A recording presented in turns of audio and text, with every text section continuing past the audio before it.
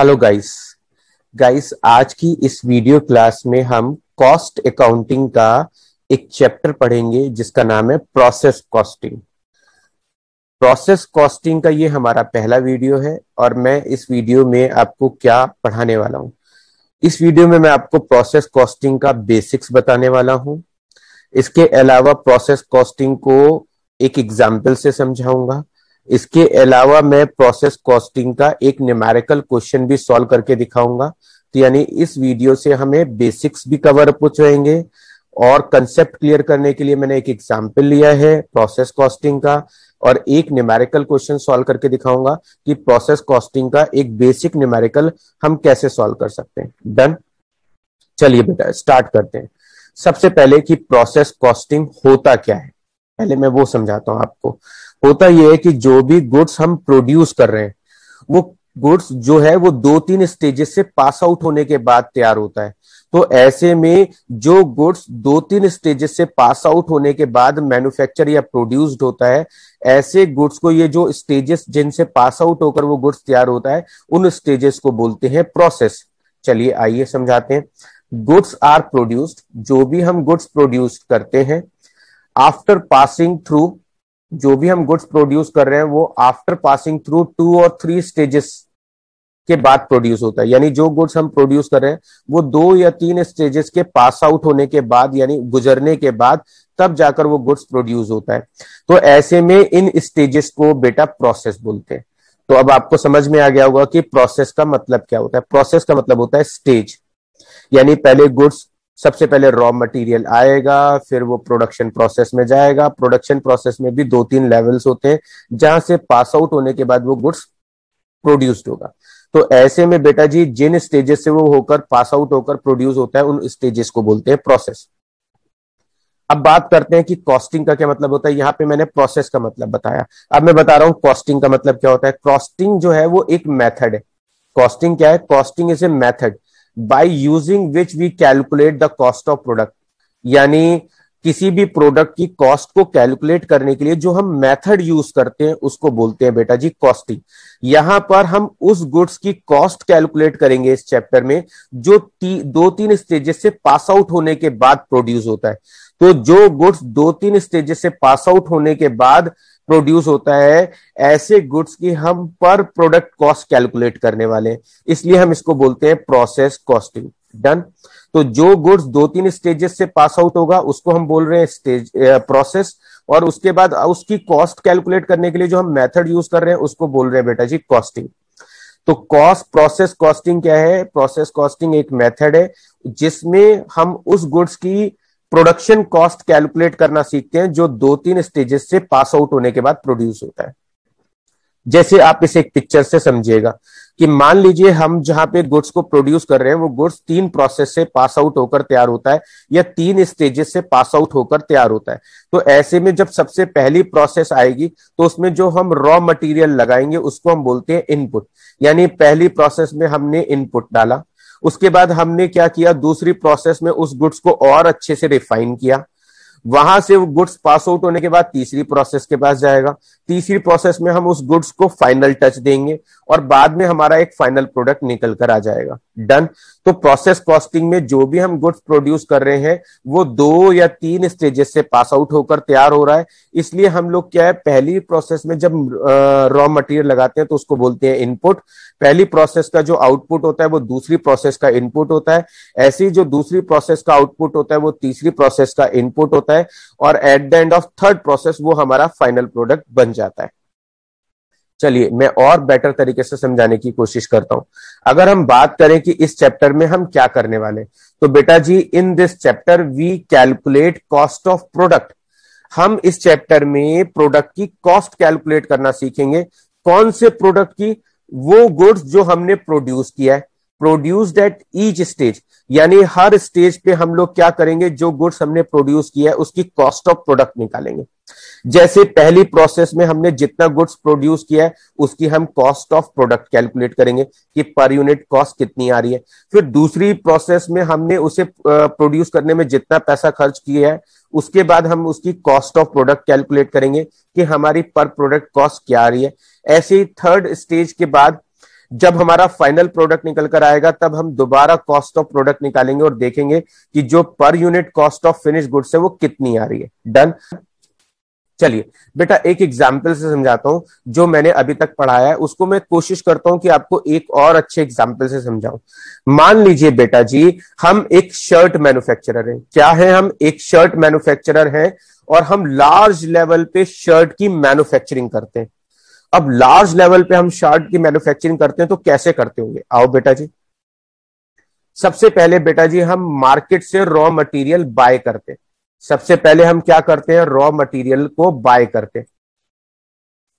उसके बाद हम रॉ मटेरियल को, जो हमने कपड़ा खरीदा है, अब मैं शर्ट जो है वो 3 साइज में प्रोड्यूस करता हूं, स्मॉल, मीडियम और लार्ज। तो मैं क्या करूंगा, एक आपने देखा होगा कई बार आप शोरूम में गए होंगे, आपको कोई शर्ट पसंद आती है तो आप उसका साइज पूछते हैं कि क्या ये स्मॉल साइज में या मीडियम साइज में या लार्ज साइज में या एक्सेल साइज में अवेलेबल है या नहीं है। तो जब कोई कंपनी कुछ गुड्स प्रोड्यूस करती है तो वो तीनों या चारों तरह के साइज में उसको प्रोड्यूस करती है। तो हमने यहां पर क्या किया, अगर हम एक बड़े लेवल की मैन्युफैक्चरिंग कंपनी है, शर्ट मैन्युफैक्चरिंग कंपनी है, तो ऐसे में हमने अपने काम को 3 स्टेजेस में डिवाइड किया। पहली स्टेज में हम रॉ मटेरियल को बाय करते हैं और कपड़े की साइज के हिसाब से कटिंग करते हैं। जब कपड़े की कटिंग हो जाती है तो फिर दूसरा डिपार्टमेंट का काम आता है जहां पर कपड़े की सिलाई होती है, यानी शर्ट की सिलाई होती है। तो हमारी दूसरी स्टेज हो गई स्टिचिंग डिपार्टमेंट, जहां पर हम कपड़े को स्टिच करते हैं। जब कपड़ा स्टिच हो जाता है यानी शर्ट बन जाती है तो तीसरी स्टेज आती है पैकिंग करना। वहां पर हम शर्ट की पैकिंग करते हैं और देन फाइनली उस पैकिंग वाले प्रोडक्ट को बाजार में सेल करते हैं। तो यहां पर अगर हम एक शर्ट मैन्युफैक्चरर है तो बेटा जी हम एक तरीके से कैसे गुड्स को प्रोड्यूस करते होंगे।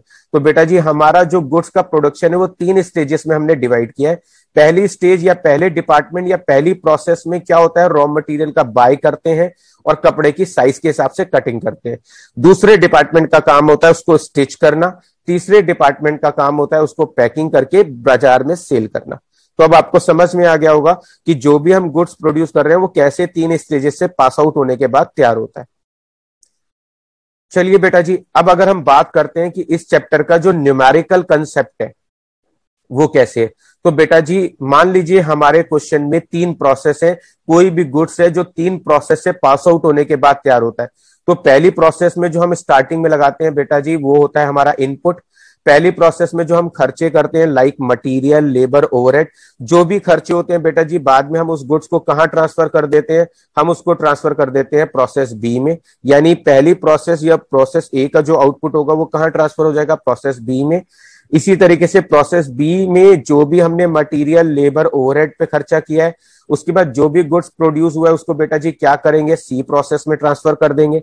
ऐसे ही बेटा जी जो सी प्रोसेस में हमने मटेरियल, लेबर, ओवरहेड पे खर्चा किया है फाइनली वो गुड्स हमारा क्या बन जाता है एट द एंड, वो बन जाएगा हमारा फिनिश गुड्स, जिसे हम अपनी क्या बोलेंगे बेटा जी, आउटपुट बोलेंगे। अब बेटा जी हम इसका प्रैक्टिकली जब कोई क्वेश्चन आएगा तो किस तरीके से हम process A, process B, process C के अकाउंट बनाएंगे। तो बेटा जी अकाउंट बनाने बहुत आसान है। जितने भी एक्सपेंसेस होते हैं बेटा जी वो सारे एक्सपेंसेस लिखेंगे डेबिट साइड में, यानी डेबिट साइड में ऑल एक्सपेंसेस आएंगे। यानी जितने भी एक्सपेंसेस हैं माल को प्रोड्यूस करने में हमारे लगे वो सारे एक्सपेंस हम बेटा जी क्या करेंगे, डेबिट साइड में लिखेंगे। इसके अलावा बेटा जी क्रेडिट साइड में हम क्या लिखेंगे, क्रेडिट साइड में बेटा जी हम लिखेंगे हमारी इनकम। यानी क्रेडिट साइड में हम लिखने वाले हैं अपनी इनकम, जो हमारी इनकम होगी। सर यहां पर भी इनकम होगी, हाँ जी बेटा जी। पहली प्रोसेस में जो भी हमने गुड्स प्रोड्यूस किया उसकी जो वेस्टेज वगैरह निकलेगी या सेल ऑफ बाई प्रोडक्ट, यानी कि जो बचा हुआ मटेरियल रह जाता है अगर हम उससे कुछ प्रोड्यूस कर लेते हैं और उस गुड्स को प्रोड्यूस करके, यानी जो हमारा बचा हुआ रॉ मटेरियल है। मान लीजिए मैं एक शर्ट मैन्युफैक्चरर हूं, अगर मैं उसी का एग्जाम्पल लूं तो शर्ट बनाने के अलावा जो कपड़ा बचा रह गया जो कहीं और शर्ट बनाने में यूज नहीं हो सकता, मैंने उस बचे हुए कपड़े से छोटे कुशन कवर बनाने शुरू कर दिए और उस कुशन कवर को भी मैं बाजार में बेच देता हूं। या मैं बचे हुए कपड़े से पिलो कवर बना देता हूं और उस पिलो कवर को भी बाजार में बेच देता हूं। तो बेटा जी मैं मेनली तो शर्ट मैन्युफैक्चरर हूं, लेकिन बचे हुए रॉ मटेरियल से मैं क्या करता हूं, कुशन कवर बना लेता हूं, पिलो कवर बना लेता हूं और उसे बाजार में बेच देता हूं। तो बेटा जी इसे बोलेंगे सेल ऑफ बाय प्रोडक्ट। तो आपने कोई स्क्रैप या कोई वेस्टेज वगैरह बेची है तो बेटा जी उस इनकम को हम बाई साइड में शो करेंगे, या बेटा जी कोई सेल ऑफ बाई प्रोडक्ट दी हुई है तो बेटा जी उसको भी हम क्या करेंगे, उसको भी हम बाई साइड में शो करेंगे एज अवर इनकम। डन।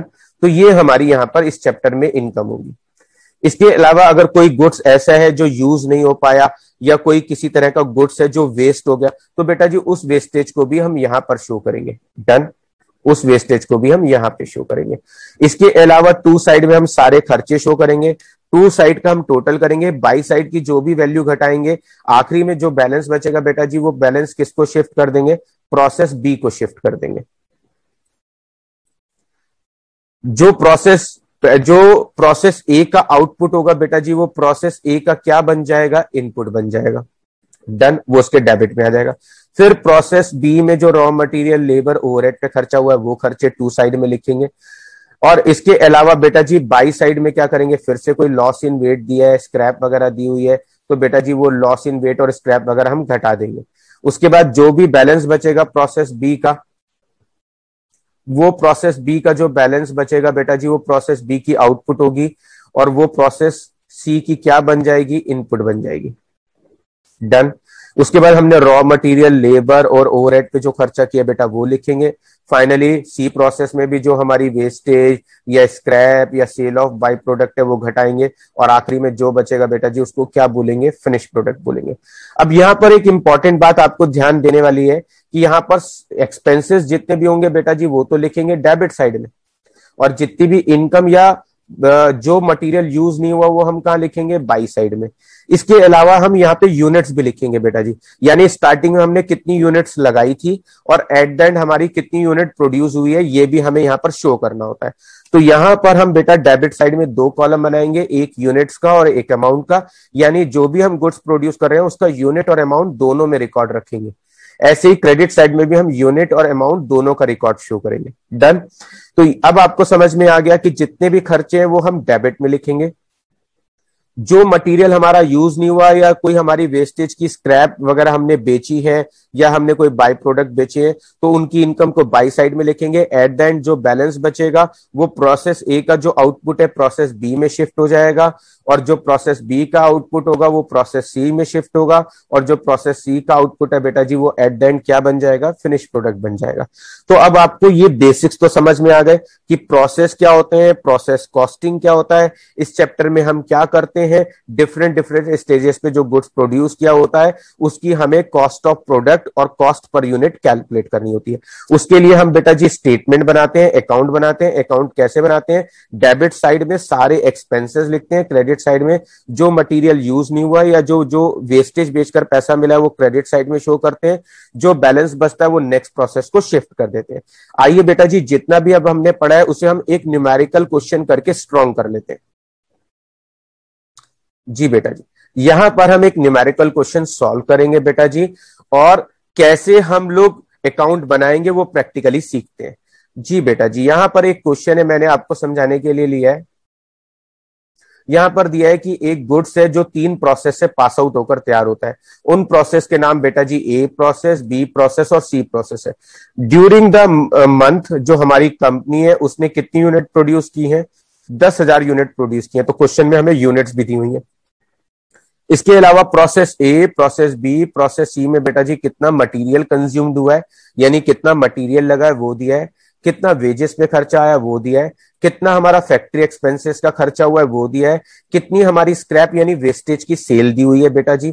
इसके अलावा कुछ ज्वाइंट एक्सपेंस दिए हैं, कुछ ज्वाइंट इनडायरेक्ट एक्सपेंस दिए। ज्वाइंट इनडायरेक्ट एक्सपेंस का मतलब होता है बेटा जी ये तीनों प्रोसेस यानी process A, process B, process C के तीनों के कंबाइंड एक्सपेंस दिए हमें। कितने दिए, 40,000। अगर कोई भी एक्सपेंस ऐसा आ जाता है जो कंबाइंड दिया हो, तीनों प्रोसेस का एक साथ मिलाकर दिया हो, तो बेटा जी उस एक्सपेंस को हम तीनों प्रोसेस में डिवाइड करेंगे। यानी ये जो हमें ज्वाइंट एक्सपेंस दिया हुआ है, इस ज्वाइंट एक्सपेंस को बेटा जी अब हम क्या करने वाले हैं, इस ज्वाइंट एक्सपेंस को हम तीनों प्रोसेस में डिवाइड करेंगे। सर कैसे डिवाइड करेंगे, बेटा जी ज्वाइंट एक्सपेंस देखिए कितने हैं, 40,000 रुपए के हैं सर। तो बेटा जी इसको हमेशा, अगर क्वेश्चन में टीचर ने मेंशन नहीं किया कि इसे किस रेशियो में बांटना है, तो याद रखिएगा इसको हमेशा वेजेस या लेबर के रेशियो में बांटेंगे। किसके रेशियो में बांटेंगे, वेजेस या लेबर के रेशियो में। सर कैसे बांटेंगे बेटा, मैं बांट कर दिखा रहा हूं। देखिए बेटा जी, तीनों प्रोसेस की वेजेस कितनी है। सर वेजेस दी हुई है 80,000, 40,000, 40,000। बेटा जी अगर मैं इनकी तीनों की जीरो कम कर दूं तो बचेगा 844। और अगर मैं 844 को छोटा करता हूं 2 से डिवाइड करके तो क्या बन जाएगा, या 4 से डिवाइड करूं तो क्या रेशियो बनेगा। सर रेशियो बनेगा 2:1:1। जी बेटा, तो अब मैं क्या करूंगा, इस 40,000 को 2:1:1 के रेशियो में तीनों प्रोसेस में बांटूंगा। अगर बांटता हूं तो पहली प्रोसेस के हिस्से में आएंगे बेटा जी 20,000, दूसरी प्रोसेस के हिस्से में आएंगे बेटा जी 10,000, तीसरी प्रोसेस के हिस्से में आएंगे 10,000। डन बेटा जी, ये मैंने आपको ज्वाइंट एक्सपेंस को क्या किया बेटा जी, डिस्ट्रीब्यूट करना सिखाया है। डन। तो ज्वाइंट एक्सपेंसेस अगर कोई भी दिए हो और उनका रेशो नहीं बताया हो तो हमेशा वेजेस या लेबर के रेशो में बांटना है। सर अगर मान लीजिए हमें बताया है कि मान लीजिए मटेरियल के रेशो में बांटें या फिर प्राइम कॉस्ट के रेशो में बांटें, तो बेटा जो रेशो दिया आप उस रेशो में डिवाइड कर देना। ये बेटा एक बेसिक क्वेश्चन है। जो मैं इससे आगे के क्वेश्चन कराऊंगा उनमें मैं बहुत सारे एडवांस पॉइंट्स लूंगा, तो वहां पर मैं आपको जो बचे हुए इंपॉर्टेंट पॉइंट्स हैं वो सारे नेक्स्ट वीडियोस में कवर अप करूंगा। तो चलिए बेटा जी, अब मैं ये क्वेश्चन आपको करके दिखाता हूं। सबसे पहले बेटा जी हमारे पास कितना है, बेटा जी हमारे पास 10,000 यूनिट का इनपुट दिया हुआ है। ये मैंने 10,000 यहां लिख दिया। इसके अलावा बेटा जी मुझे पास जो इनपुट है उसकी कोई अमाउंट नहीं दी है, तो बेटा जी मैंने यहां अमाउंट क्रॉस कर दिया। कुछ टीचर्स क्या करते हैं, रॉ मटेरियल के आगे 10,000 यूनिट लिखवा देते हो, तो बेटा आप वो भी कर सकते हो, वो भी बिल्कुल ठीक है। मेरा रॉ मटेरियल पे कितना खर्चा आया, सर रॉ मटेरियल पे खर्चा आया 1,20,000 का, बेटा जी लिख दिया। उसके बाद दूसरी प्रोसेस में रॉ मटेरियल पे कितना खर्चा आया है 60,000, तो बेटा जी देखिए मैंने दूसरी प्रोसेस में हैंड टू हैंड लिख दिया कितने रुपए का खर्चा आया 60,000। तीसरी प्रोसेस में मटेरियल पे कितना खर्चा आया 50,000, बेटा जी वो भी मैंने लिख दिया। यानी मटेरियल का जो खर्चा ए प्रोसेस में मैंने ए में लिख दिया, बी में आया बी में लिख दिया, सी में आया मैंने सी में लिख दिया। अब बेटा जी मैं वेजेस का खर्चा लिखूंगा। प्रोसेस ए में लेबर पे कितना खर्चा हुआ है, सर 80,000 का खर्चा हुआ है, बेटा लिख दिया। प्रोसेस बी में कितना खर्चा हुआ है, सर 40,000 का हुआ है, बेटा जी वो भी लिख दिया। तीसरी प्रोसेस में लेबर यानी वेजेस पे कितना खर्चा हुआ है, सर 40,000 रुपए, बेटा जी वो भी लिख दिया। उसके बाद बेटा जी फैक्ट्री एक्सपेंसेस दिए हुए हैं, तो बेटा जी फैक्ट्री एक्सपेंसेस पहली प्रोसेस में कितने दिए हुए हैं 50,000, तो पहली प्रोसेस के डेबिट में मैंने खर्चा लिख दिया 50,000। दूसरी प्रोसेस में कितना खर्चा किया है 30,000, बेटा जी वो भी लिख दिया 30,000। इसके अलावा तीसरी प्रोसेस में कितना खर्चा हुआ है 40,000, बेटा जी वो भी लिख दिया 40,000। डन। उसके बाद बेटा जी हमें पहली प्रोसेस में कोई भी स्क्रैप सोल्ड नहीं दिए, तो बेटा जी स्क्रैप सोल्ड नहीं दिए तो बेटा जी आप क्रॉस का निशान लगा दीजिए, किसी भी तरह की कोई स्क्रैप हमको नहीं दी हुई है। लीजिए बेटा जी यहां पे लिख दिया। दूसरी प्रोसेस में कितनी स्क्रैप सोल्ड दी हुई है 10,000, बेटा जी मुझे अमाउंट दिए तो मैं अमाउंट लिख रहा हूं, अगर मुझे इसकी यूनिट दी होती तो बेटा मैं यूनिट भी लिख देता। डन। तीसरी प्रोसेस में स्क्रैप सोल्ड की यूनिट तो नहीं दी है लेकिन अमाउंट दी हुई है, कितनी अमाउंट दी हुई है बेटा जी 20,000 रुपए, मैंने यहां पे लिख दिया। मैंने रॉ मटेरियल तीनों प्रोसेस में लिख दिया, वेजेस भी तीनों प्रोसेस में लिख दिया, फैक्ट्री एक्सपेंस भी तीनों प्रोसेस में लिख दिए, स्क्रैप बी और सी प्रोसेस में था बेटा जी वो भी लिख दिया। इसके अलावा मेरे को ज्वाइंट इनडायरेक्ट एक्सपेंस 40,000 थे, वो मैंने वेजेस के रेशो में अभी आपको बांट कर दिखाए, तो बेटा जी मैं इनडायरेक्ट एक्सपेंस लिख देता हूं। पहली प्रोसेस में कितने आ रहे हैं 20,000। इसके अलावा बी प्रोसेस में कितने हैं सर 10,000। इसके अलावा सी प्रोसेस में कितने हैं सर 10,000। तो मैंने तीनों प्रोसेस में लिख दिया बेटा जी इनडायरेक्ट एक्सपेंस, ये मैंने इनडायरेक्ट एक्सपेंस लिख दिए। इनडायरेक्ट एक्सपेंस लिख दिया बेटा जी। अब ये मेरा तीनों में पोस्टिंग हो गया और कुछ मुझे क्वेश्चन में गिवन नहीं है। अब मैं क्या करूंगा बेटा जी, आपको आंसर निकाल के दिखाऊंगा। बेटा जी यहां पर 10,000 यूनिट है, ये टोटल मैंने यहां पर लिख लिया 10,000 यूनिट। डन। 10,000 यूनिट लिख लिया जी। अब मैंने यहां पर टोटल किया 1,20,000 और 80,000 2,00,000, 2,50,000, 2,70,000, यहां पे टोटल आ गया बेटा जी 2,70,000 टोटल आ गया। अब 2,70,000 में से बेटा जी ना तो मुझे क्वेश्चन में कोई लॉस इन वेट दिया हुआ है, ना ही बेटा जी मेरे को लॉस इन वेट की कोई अमाउंट दी है, ना ही मुझे कोई स्क्रैप की यूनिट दी है, ना ही कोई मुझे स्क्रैप की अमाउंट दी है। तो अब जो भी बैलेंस बचेगा बेटा जी वो मैं यहाँ शो कर दूंगा। मैं कितनी यूनिट ट्रांसफर करूंगा 10,000 यूनिट ट्रांसफर करूंगा प्रोसेस बी में। इसके अलावा कितना जो है बेटा जी मैं माल ट्रांसफर करूंगा, उसकी अमाउंट कितनी है 2,70,000 रुपए। ये मैंने यहाँ पर ट्रांसफर कर दिया। तो बेटा जी यानी आखिरी में मेरे पास कितना माल जो है प्रोड्यूस हुआ, 10,000 यूनिट प्रोड्यूस हुई। इसकी कॉस्ट कितनी है बेटा जी, 2,70,000। नीचे मैं टोटल बराबर कर देता हूं 2,70,000 और यहाँ पे लिख देता हूं बेटा जी 10,000, लिख दिया। अब बेटा जी मैं क्या निकाल के दिखाऊंगा यहाँ पे आपको, cost per unit. Cost per unit कैसे निकालूंगा, जो 2,70,000 है बेटा जी उसको मैं 10,000 यूनिट से डिवाइड करूंगा। 2,70,000 को डिवाइड करेंगे बेटा जी 10,000 यूनिट से। आपकी कैलकुलेशन मुझसे तेज है बेटा जी, आप कैलकुलेट करेंगे तो कितना निकलेगा सर, 27 पर यूनिट निकलेगा। जी बेटा ये 27 पर यूनिट आ गया मेरा। तो यहां पर हमने कॉस्ट ऑफ प्रोडक्शन भी निकाल ली और कॉस्ट पर यूनिट भी निकाल ली। अब बेटा जी मैंने आपको बताया था जो प्रोसेस ए का आउटपुट होगा वो प्रोसेस बी का क्या बन जाएगा सर, वो प्रोसेस बी का इनपुट बन जाएगा। तो बेटा जी ये जो 10,000 है ये मैं यहां पे लिख देता हूं, लिख दिया। इसी तरीके से बेटा जी अमाउंट लिख लेता हूं 2,70,000 रुपए, वो भी लिख दिया, डन। अब मैंने जो प्रोसेस बी में खर्चे किए थे उनका सम करूंगा बेटा जी। यूनिट कितनी है बेटा जी 10,000, मैंने लिख दिया। यहां पर बेटा जी टोटल कितना आएगा, 2,70,000 में 60 जोड़ेंगे 3,30,000, 3,30,000 में 40 जोड़ेंगे 370,000, 370,000 में 30 जोड़ेंगे 4,00,000, 4,10,000, टोटल आ गया 4,10,000। अब 4,10,000 में बेटा जी मुझे कोई लॉस इन वेट नहीं दिया हुआ, मुझे किसी तरह की कोई लॉस इन वेट की अमाउंट क्वेश्चन में नहीं दी हुई। मुझे क्वेश्चन में स्क्रैप की यूनिट नहीं दी है लेकिन स्क्रैप की अमाउंट दी है। तो बेटा जी अब मैं 10,000 में से लॉस इन वेट की यूनिट और स्क्रैप की यूनिट घटाऊंगा तो कितना बचेगा सर, 10,000 ही बचेगा क्योंकि कुछ है ही नहीं। 4,10,000 में से बेटा जी 10,000 घटाऊंगा तो कितना बचेगा सर, 4,00,000 बचेगा। जी बेटा मैंने यहाँ पे लिख दिया 4,00,000। अब मैं क्या करूंगा बेटा जी, आपको पर यूनिट कॉस्ट निकालूंगा। कैसे निकालूंगा, जैसे पहले निकाली थी। 4,00,000 को डिवाइड करूंगा बेटा जी किससे सर, 10,000 यूनिट से। तो बताओ बेटा जी पर यूनिट कॉस्ट कितनी निकलेगी सर, पर यूनिट कॉस्ट निकल कर आएगी 10 रुपीज। जी बेटा ये 10 रुपीज पर यूनिट कॉस्ट आ गई, डन। अब जो प्रोसेस बी का बेटा आउटपुट होगा वो प्रोसेस सी का क्या बन जाएगा बेटा जी, इनपुट बन जाएगा। तो यहां पे शो करूंगा कितना, 10,000। इसके अलावा अमाउंट कितनी है बेटा जी, 4,00,000, मैंने यहां पे लिख दिया 4,00,000। अब मैं इस साइड का सम करूंगा बेटा जी, यहां पर यूनिट आ रही है 10,000, यहां पर अमाउंट का सम करता हूं 4,00,000, 4,50,000, 4,90,000, 5,00,000, 5,40,000, टोटल आ गया 5,40,000 में से बेटा लॉस इन वेट की मेरे को ना तो कोई यूनिट दी है ना ही मुझे बेटा जी कोई अमाउंट दी हुई है, डन। स्क्रैप की यूनिट नहीं है, स्क्रैप की अमाउंट है। 5,40,000 में से 20,000 घटाऊंगा तो कितना बचेगा सर, 5,20,000 बचेगा। जी बेटा लिख दिया मैंने। इसके अलावा बेटा जी यूनिट कितनी होंगी सर, 10,000 यूनिट होंगी। अब बेटा जी पर यूनिट कॉस्ट निकालनी है, ये जो बचा है इसे फिनिश स्टॉक बोल रहे हैं। ये क्या बचा है बेटा, फिनिश स्टॉक, क्योंकि इसके आगे कोई प्रोसेस नहीं है तो बेटा इसको फिनिश स्टॉक बोल रहे हैं। पर यूनिट कॉस्ट निकालनी है तो क्या करें सर, 5,20,000 को डिवाइड कर दीजिए 10,000 यूनिट से। करूंगा तो बेटा जी पर यूनिट कॉस्ट कितनी आएगी sir, 52 rupees per unit cost आ जाएगी। जी बेटा ये 52 रुपीज पर यूनिट कॉस्ट आ गई।